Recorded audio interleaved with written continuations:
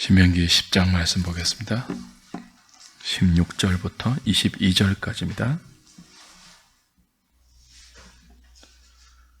신명기 10장 16절부터 22절까지 제가 한 절, 여러분이 한 절 교독하겠습니다. 그러므로 너희는 마음의 할례를 행하고 다시는 목을 곧게 하지 말라.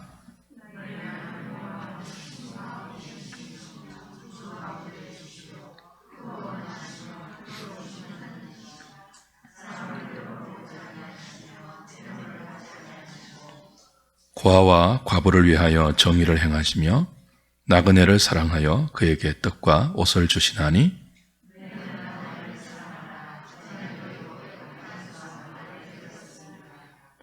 내 하나님 여호와를 경외하여 그를 섬기며 그에게 의지하고 그의 이름으로 맹세하라.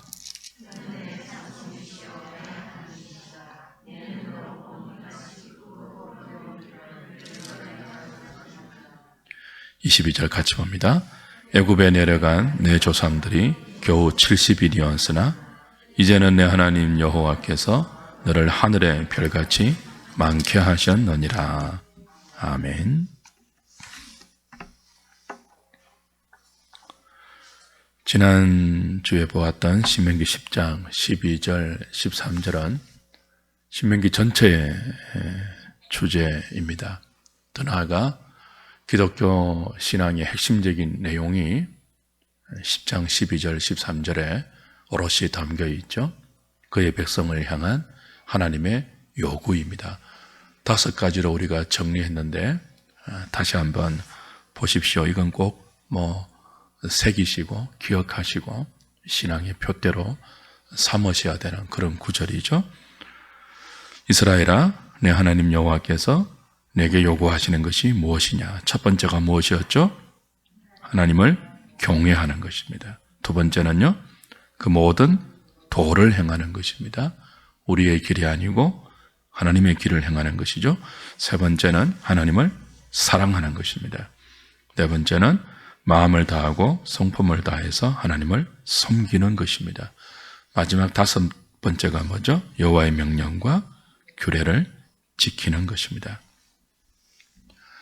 이 하나님의 요구를 소개하기 전에 모세는 광야 40년 내내 멸망받아 마땅한 이스라엘에게 오래 참으시고 중보자를 통해서 용서하시며 신실하게 언약을 이행하신 하나님의 은혜를 회고했죠. 너희들은 추고 마땅하지만 금송아지 섬기는 죄를 비롯해서 광야 40년 내내 하나님을 거역하지 않았습니까? 그럼에도 불구하고 그들을 은혜로 대하셔서 약속의 땅에 들여보내시는 그 하나님, 은혜로 그들을 살리시고 또 언약을 기억하시고 그들을 약속의 땅에 들여보내시는 이유는 바로 이 하나님의 요구하심에 다 들어있죠. 여호와 경외하는 백성으로, 그의 도를 행하는 백성으로, 하나님을 사랑하고 마음과 뜻을 다하여 하나님을 섬기고 명령과 규례를 지키는 백성으로 그들을 삼기 위해서. 온 땅에 그렇게 사는 인생이 없습니다. 여호와를 경외하는 인생이 없어요. 근데 이스라엘을 택해서 여호와를 경외하는, 무겁게 존경하고 일거수일투족 그 하나님께 영향을 받는 그런 삶의 태도이죠.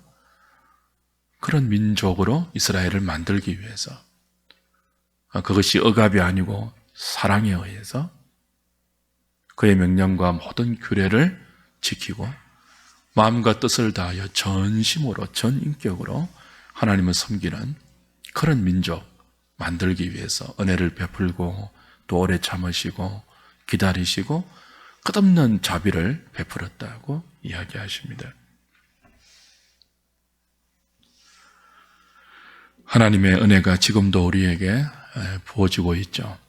그의 백성들에게 노하기를 더디하시면서 긍휼이 풍성하신 하나님이 그 자비와 은혜로 그의 백성을 이끌고 있습니다. 은혜를 베풀어서 우리를 데리고 가는 자리가 어디입니까? 이 자리예요. 여호와 경외하는 자리예요. 왜 그렇습니까? 그것이 우리의 행복이고 그것이 우리의 생명이 되기 때문입니다. 여러분, 낯간지럽게 하나님께서 왜 자신을 경외하라고 자꾸 요구하겠습니까? 우리가 다른 사람에게 당신들 나를 경외하라고, 나를 사랑하라고 이렇게 막 요구하는 것은 사실은 간지러운 것 아닙니까? 근데 왜 이렇게 집요하게 요구하시죠? 너희들 나를 사랑해야 한다. 나를 경외해야 한다. 나를 존경해라. 어떻게 우리 입으로 나를 존경하라고 말할 수 있습니까? 근데 하나님 그렇게 하시잖아요. 한두 번도 아니고 계속 반복하시잖아요. 왜 자신의 백성들에게 하나님 당신을 경외하라고 하십니까? 마음과 뜻을 다하여 섬기라고 하시고 사랑하라고 하시고 그의 길로 행하라고 하십니까? 왜 당신의 명령을 끝없이 지키라고 하십니까? 하나님 자신을 위해서가 아니죠. 이스라엘 백성들이 이렇게 한다고 하나님 자신에게 무슨 이익이 돌아오는 게 아니에요. 부족함이 없는 하나님이십니다. 이스라엘 백성들이 하나님께 뭐 어떻게 하는 태도에 따라서 이스라엘 백성들이 하나님을 믿는 믿음의 강도에 따라서 하나님의 그 거룩하심과 완전하심과 또 하나님의 선하심과 자비로우심과 그분의 복되심이 달라지는 것 아니에요. 인생에 의해서 하나님이 뭐 요동치는 분이 아니에요. 그럼 신이 아니겠죠. 우리와 아무 상관없이 홀로 자존하시며 높고 광대하고 위대하고 영원하신 분이 여호와 하나님이십니다. 그런데 그분이 왜 자꾸 자기 백성에게 나를 사랑하라, 나를 경외하라, 나를 섬겨라고 요구하실까요? 우리를 위해서죠. 다시 10장 13절 보십시오.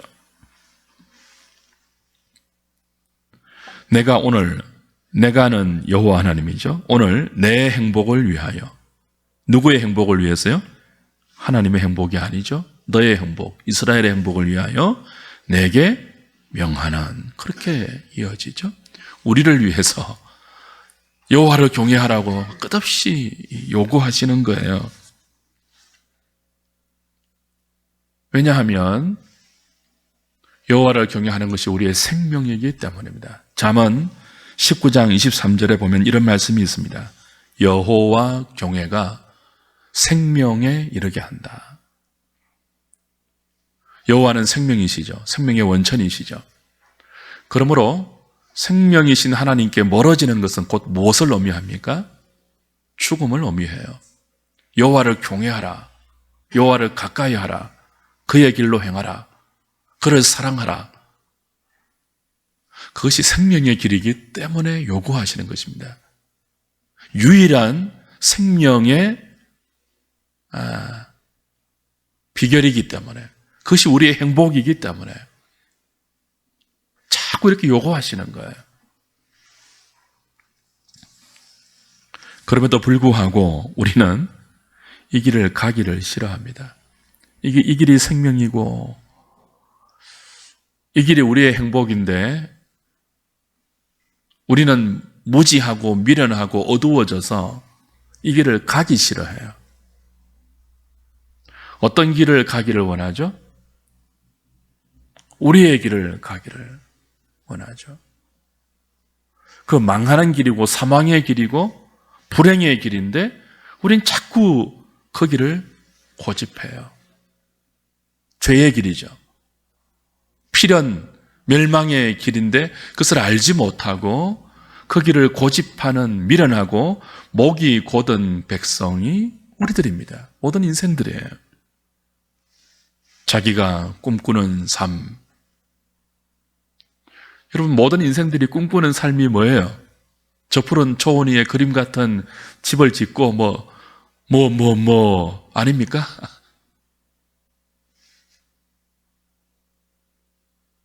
우린 기껏 꿈꾸는 그림이 그 정도 수준밖에 안 돼요. 그리고 저 푸른 초원 위에 그림 같은 집을 짓기 위해서 사실은 많은 사람들의 가정이 깨어지죠. 내가 저 푸른 초원 위에 그림 같은 집을 짓기 위해서 다른 사람들의 보금자리가 파괴되는 것이 죄와 허물 가운데 사망 가운데 앉아있는 이 지구촌 인생의 비참이죠.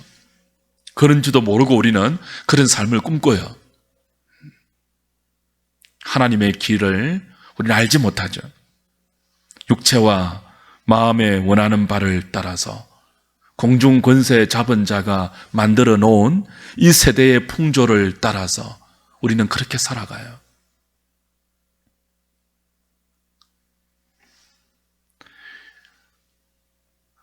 그런 인생들 가운데 하나님이 누구를 택하셨죠? 그의 기쁘신 뜻대로 그리스도 안에서 누군가를 택하셨어요. 그리고 은혜를 베푸십니다.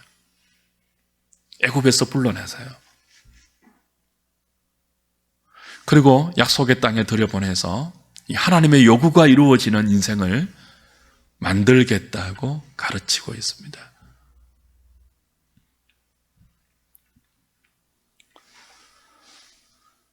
우리의 뜻이 이루어지는 삶이 아니고 하나님의 기대, 하나님의 요구가 우리 삶의 열매로 이루어지는 존재, 하나님의 백성들이고 그리스도인들입니다. 근데 이게 우리의 능력으로, 우리의 의지로, 우리의 지혜로, 우리의 결심으로 안 되기 때문에 16절의 요구가 나왔죠. 16절 다시 보십시오. 같이 읽을까요? 시작. 그러므로 너희는 마음의 할례를 행하고 다시는 목을 곧게 하지 말라. 신약식으로 말하면 하나님께서 우리에게 성령의 세례를 베푸시고 우리와 연합하셔서 성령으로 우리 안에 내주하시면서 끝없이 우리를 진리로 인도하시고 가르쳐 이 하나님의 요구가 우리 인생 가운데 이루어지는 그런 존재로 만들어 가신다는 것이고 그 하나님의 역사에 우리가 순종해서 마음의 할례를 받으래요. 목을 곧게 하지 말라요. 성령이 우리 가운데 역사하실 때 우리의 마음을 부드럽게 하고 이제는 두 돌판에 하나님의 율법을 새기는 것이 아니고 우리의 마음판에 하나님의 법을 새겨서 주실 때 그리고 성령께서 그 법대로 살 수 있는 온유한 마음을 끊임없이 불러주실 때 목을 곧게 하지 말고 마음을 강팍하게 만들지 말고 그 말씀에 그 성령의 역사에 순종하여 우리의 뜻대로 사는 삶을 끊어내고 표피를 끊어내는 것이죠. 할례는 옛사람의 정과 욕심을 십자가에 못 박고 이제는 하나님의 능력과 하나님의 뜻을 의지해서 살아갈 수 있는 성령님의 인도하심에 우리의 삶을 기꺼이 위탁하면서 내어드리면서 내 뜻이 아니고 하나님이 지시하고 가르치고 이끌어서 인도해 가시는 그 삶에 순종하라고 하시죠. 신자의 삶은 바로 이 영적 이끄심의 연속입니다. 우리는 그 길로 가기 싫어하고 이런 우리를 하나님 백성답게 만들어 가기 위해서 성령께서 아예 우리 가운데 내주하세요. 떠나지 아니하세요. 내가 결코 너희들을 떠나지 않겠다. 떠나지 않으시고 뭐 하세요? 우리의 뜻이 아니고 하나님의 요구를 우리 인생 전체에 이루어지는 그런 삶으로 우리를 인도하시고 가르치시고 때로는 책망하시고 때로는 고치시고 만들어 가시죠.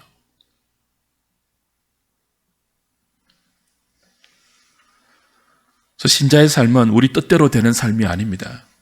하나님의 요구대로 이끌려가는 삶이에요. 그래서 우리 이런 마음이 들 때가 많죠. 왜 이 기도 안 들어주십니까?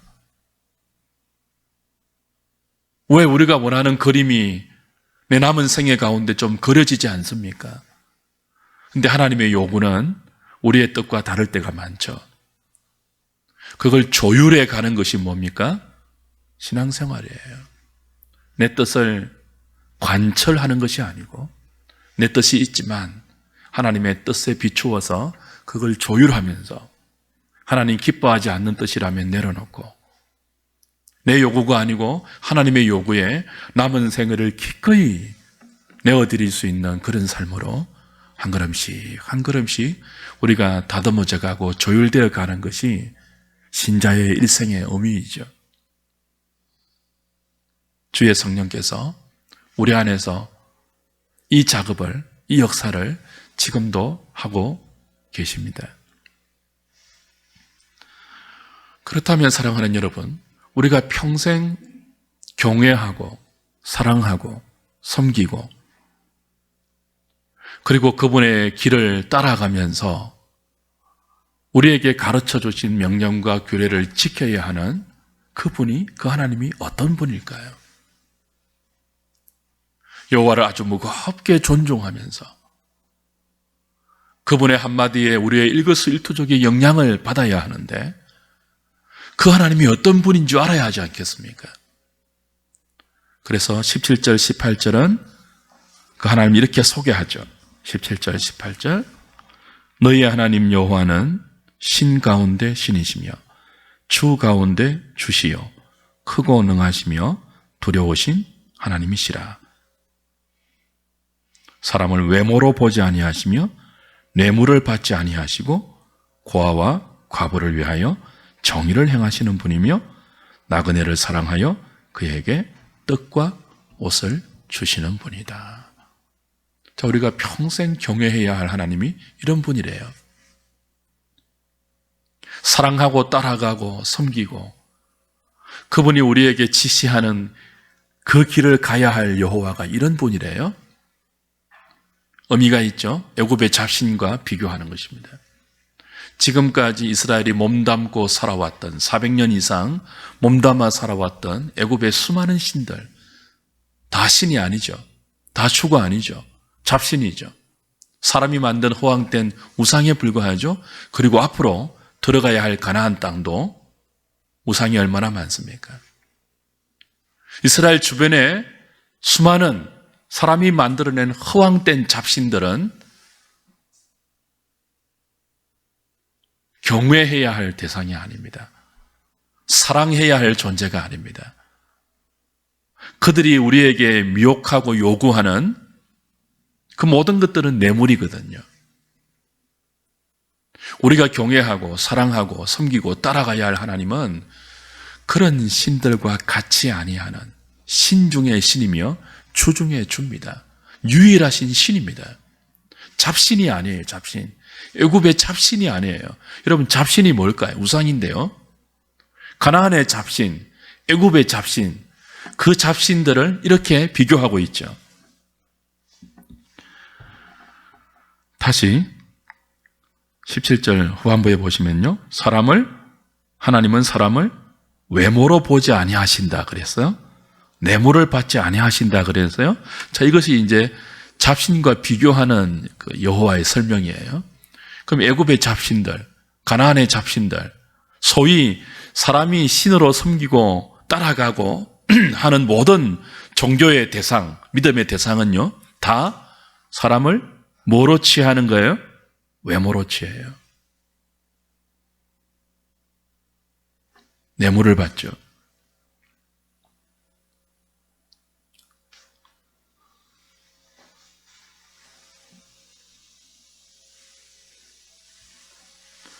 모든 잡신들은 사람의 외모와 사람이 바치는 뇌물에 의해서 신의 뜻을 결정합니다. 여호와 하나님이 우리에게 요구하시는 것을 정해놓고 그 정해놓으신 하나님의 뜻에 우리 인생을 초대해서 그 길을 설득해서 우리를 데려가시는 것이 아니고 모든 잡신들은 어떻게 해요? 신의 뜻이 아예 없어요.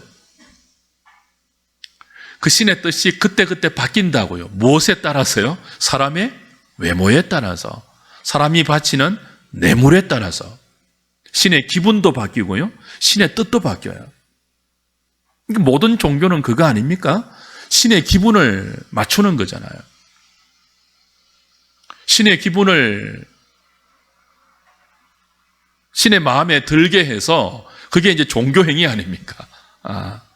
그래서 우리가 요구하는 것을 받아내는 것이 잡신들에게 하는 신앙 행위잖아요.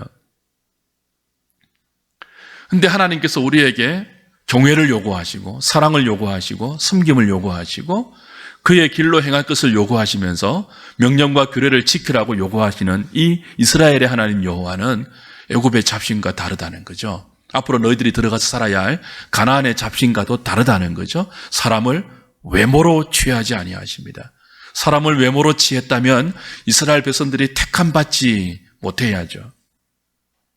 뇌물을 받으시는 하나님이 아니죠. 그는 신 중의 신이고 주 중의 주입니다. 비교급이 아니에요. 문학적인 표현은 비교급을 쓰지만 사실은 뭐예요? 유일하신 신이다, 그런 뜻이죠. 다른 모든 이 세상이 신이라고 지칭하는 모든 것들은 신이 아니라는 거예요. 그것들은 전부 뭐예요? 뇌물을 받고 사람을 외모로 취하여서 뜻이 없는, 그 뜻대로 움직이지도 못하는 무능한 우상에 불과하지만 우리가 평생 경외하고 사랑하고 섬겨야 할 이스라엘의 하나님 여호와는, 아브라함과 이삭과 야곱의 하나님 여호와는 신 중의 신이고 주 중의 주여서 사람을 외모로 취하지 아니하시고 뇌물을 받지 아니하시는 그런 하나님이라는 거죠. 평생 경외하기에 부족함이 없는. 더 나아가서 여호와 하나님이 어떤 분입니까? 고아와 과부를 위하여 정의를 행하시는, 나그네를 사랑해서 떡과 옷을 주시는 그런 분. 여러분, 잡신들은 외모로 사람을 취하기 때문에 고아와 과부는 무시합니다. 뇌물을 받고 사람들이 바치는 재물의 양과 그 사람이 바치는 열정에 의해서 신의 뜻을 결정하기 때문에 이 잡신들은요, 고아와 과부, 나그네는 무시해요. 그들이 바치는 작은 양의 재물은 그의 뜻을 조금도 움직이지 못하는 것에 불과해요. 잡신들이에요, 잡신들. 신도 아니죠. 근데 우리 하나님은 고아와 과부를 사랑하시는 분이래요. 고아와 과부를 위해서 정의로운 재판을 하시는, 고대의 왕들의 가장 큰 책임은 재판이죠. 재판이 구부러지지 않도록 정의로운 재판을 하는 책임이 왕에게 있는데요, 우리 하나님은 만왕의 왕으로서 고아와 과부를 위해서 정의를 행하시는 그런 하나님이라는 거죠. 나그네를 사랑하셔서 나그네가 먹을 수 있는 떡과 입을 수 있는 옷을 주시는 여호와 하나님. 왜 이런 말을 하실까요? 앞으로 약속의 땅에 들어가서 하나님의 은혜로 들어가서 하나님 백성이라는 타이틀을 달고 하나님을 예배하는 삶을 살 때 뇌물 바치듯이 하나님을 잡신처럼 그렇게 대하지 말라는 거예요. 경외하라는 거예요. 사랑하라는 거예요. 마음을 다해서 인격적으로 섬기라는 거예요. 너희들의 행복을 위해서 하나님이 요구하시는 여호와의 도를 행하는, 여호와의 명령과 규례를 지키는 그런 삶을 살래요. 뇌물 바치듯이 하지 말고. 하나님께서 우리에게 요구하시는 것은 뇌물이 아니고 경외와 사랑입니다. 그리고 우리의 마음과 뜻이 담긴 인격적 교제입니다. 이런 하나님을 경외하고 사랑하고 섬기면 하나님과의 인격적 교제가 일어나서 하나님의 성품을 담게 되겠죠. 자연스럽게 닮아가게 되겠죠. 하나님 우리가 진정으로 경외한다면, 마음과 뜻을 다하여 사랑하고 그분을 섬긴다면, 그의 길로 행한다면, 우리의 행복을 위해서 우리에게 주신 명령과 규례를 전심으로 지킨다면 하나님을 닮아가겠죠. 그래서 우리도 하나님처럼 고아와 과부를 위해서 정의를 행하겠죠. 나그네를 사랑하는 삶을 살겠죠. 그래서 19절, 20절로 이어집니다. 너희는 나그네를 사랑하라. 너희가 누구죠? 바로 이 하나님을 경외하라는 요구를 받고 있는, 그 요구가 그들의 삶에 이루어지기 위해서 끝없는 하나님의 은혜와 자비를 지금도 받고 있는 이스라엘입니다. 주의 백성들이에요.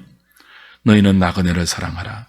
너희도 전에는 애굽 땅에서 나그네였지 않느냐.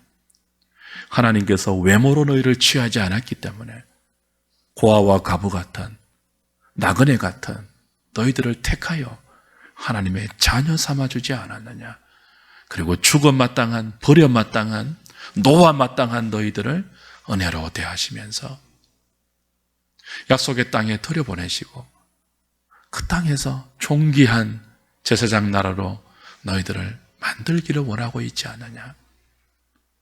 뇌물을 바치듯이 하나님을 잡신처럼 섬기지 말고 정말 여호와를 경외하고 사랑하면서 하나님이 너희에게 정의를 행하시고 너희에게 떡과 옷을 주신 것처럼 너희도 전에 나그네 되었을 때 그 하나님의 은혜와 긍휼과 자비로 오늘까지 살아온 것처럼 너희들 주변에 있는 모든 사람들을 외모로 취하지 말라.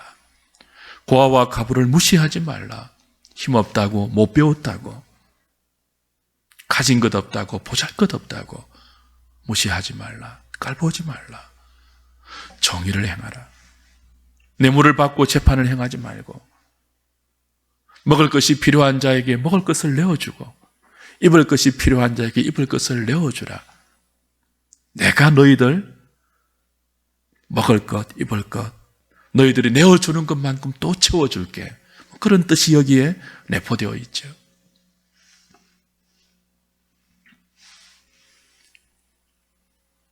여호와를 경외하는 것, 하나님을 사랑하는 것, 하나님을 섬기고 그의 길로 행하는 삶, 그것이 어떻게 우리에게 드러날까요? 도대체 하나님을 경외하는 것이 뭘까요? 바로 이 요구로 이어지죠. 하나님 사랑은 이웃 사랑으로 나타나야 한다는 것입니다. 나그네를 사랑하고 고아와 과부를 위하여 정의를 행하는,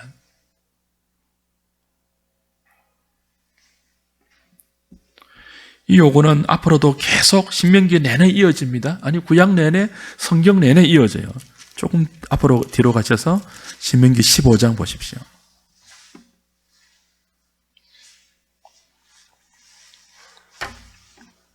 15장 11절 있습니다.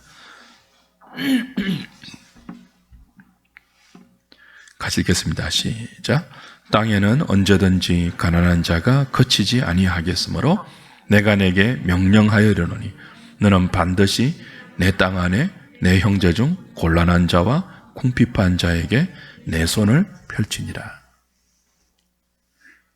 자, 하나님의 명령인데요. 10장에서는 하나님의 요구가 나왔다면 이제 조금 더 이 표현이 강화되죠. 명령입니다. 땅에는 네가 사는 삶의 주위에는 언제든지 누가 거치지 않는다고요? 가난한 자가 거치지 아니하겠으므로, 죄인들이 살아가는 이 땅에 어쩔 수 없는 현실이에요.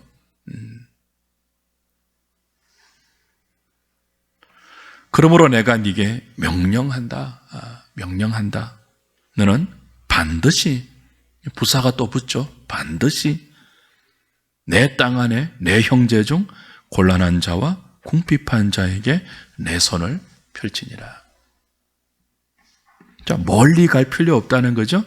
네 땅 안에, 너의 삶의 바운더리 안에, 굳이 하기 위해서 온 세계를 이렇게 다니지 않아도 그냥 눈에 보이는 대로, 네 귀에 들리는 대로 곤란한 자가 보이고 궁핍한 자가 보인다면 네 손을 펼쳐라. 반드시 그렇게 하라. 이렇게 명령하십니다. 하나님을 경외한다면, 네가 내 백성이라면, 나를 사랑하고 나를 섬기고 나를 경외하는 나의 참된 백성이라면, 내가 너에게 살라고 둔 네 땅에서 가난한 자가 보이면 내가 너에게 맡긴 손을 펼쳐서 흘려보내라. 이렇게 명령하시죠. 하나님 백성들에게 나그네를 사랑하라는 요구, 이 요구는 단순히 가난한 자를 불쌍히 보고 구제하라는 요구 정도가 아니에요. 휴머니즘을 가르치는, 휴머니스트가 되라는 그런 명령이 아니죠. 나그네가 누구입니까? 너희는 나그네를 사랑하라고 했는데요, 너희는 여호와를 경외하는 자들이죠. 너희가 정말 여호와를 경외한다면 나그네를 사랑하라고 했는데, 나그네는 칩이 없는 자예요. 근거가 없는 자예요. 근데 이스라엘도 원래는 나그네였지 않습니까? 애굽에서 나그네로 살았던 자들인데 하나님께서 은혜로 불러서 칩이 있는 자로, 기업을 주신 자로, 삶의 근거가 있는 자로 삼아주셨죠. 그래서 나그네를 돌보라고 하십니다. 우리가 비록 이 땅을 나그네와 행인으로 지나가지만, 이 땅을 나그네로 우리가 살아갈 동안 하나님 백성들은 뭘 믿는 자들입니까? 우리가 필요한 것은 하나님께서 책임지신다는 것을 믿는 자들이죠. 내 손을 펼쳐서 가난한 자, 궁핍한 자, 전부가 아니죠. 그냥 우리 눈에 보이는, 또 우리 마음에 일어나는 그 정도를 펼치고 살 때 하나님께서 그걸 채우신다고 믿는 자들이에요. 필요한 것은 하나님께서 반드시 주신다. 그걸 광야 40년 내내 배웠죠. 그러니 네가 땅에 들어가서, 약속의 땅에 들어가서 살 때 가난한 자가 보이면 내 손을 펼치라는 거예요. 하나님이 주실 것이니까. 하나님을 경외하는 자는 이웃의 것을 탐내지 않습니다. 당연하죠. 1계명부터 4계명까지 여호와를 경외하는 계명이고, 5부터 10계명까지는요 이웃 사랑하는 계명이잖아요. 그 여호와를 경외하는 사람은 하나님께서 고아와 과부를 위해서, 나그네를 위해서, 가난한 자를 위해서 정의를 행하시고 떡과 옷을 주시는 분임을 믿고 그 하나님을 경외하는 것 아닙니까? 하나님이 나의 모든 필요를 채우시는 것을 신뢰하는 존재들이 여호와를 경외하는 주의 백성들 아닙니까? 그러니 이웃의 것을 탐낼 필요가 없죠. 하나님이 다 주신다고 믿는데 왜 이웃의 것을 빼앗아 오겠습니까? 불법과 불의를 동원해서 왜 지게표를 옮기면서 땅을 더 많이 차지해야 되겠습니까? 왜 우리 땅에 있는 가난한 자에게 펼쳐야 할 손을 다 닫으면서까지 뇌물을 바쳐야 할까요? 하나님께? 그러지 말라는 거죠. 참된 여호와 경외하는 삶은 그렇지 않다는 것입니다. 야고보서를 찾고 말씀을 좀 마무리하죠. 신약 성경 야고보서입니다.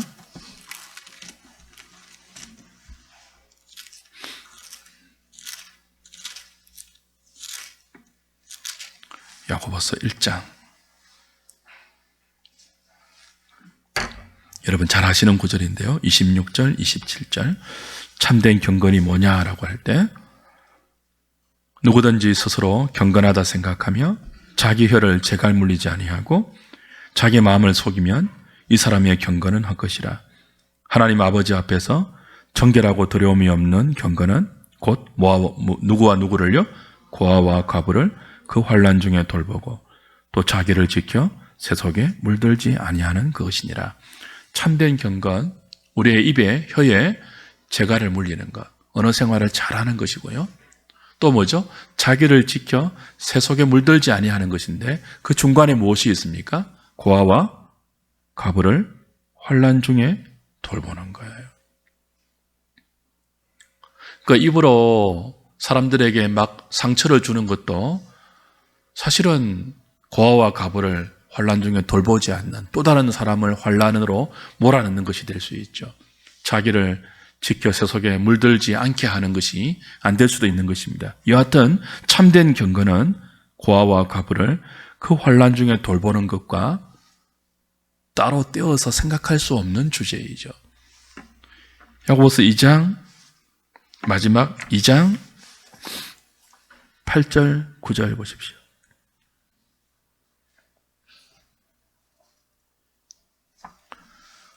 (8절) (9절) (10절) (11절)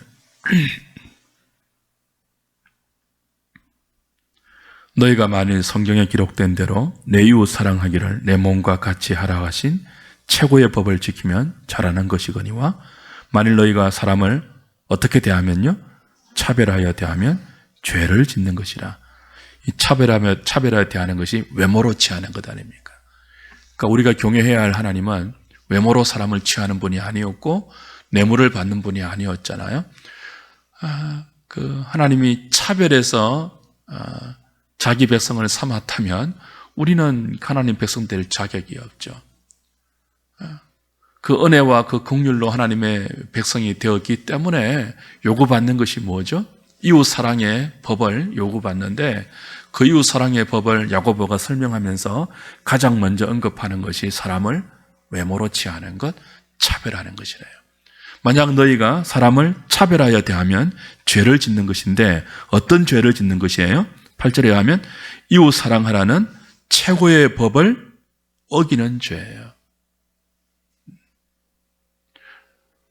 내 몸처럼 내 이웃을 사랑하라 했는데 외모로 누군가를 차별하고 있다면 최고의 법을 어기는 무거운 죄를 짓는다는 설명이죠. 만일 너희가 사람을 차별하여 대하면 죄를 짓는 것이니 율법이 너희를 범법자로 정죄하리라. 누구든지 온 율법을 지키다가 그 하나를 범하면 모두 범한 자가 되리니. 이렇게 이제 쭉 연결됩니다. 말씀을 맺겠습니다.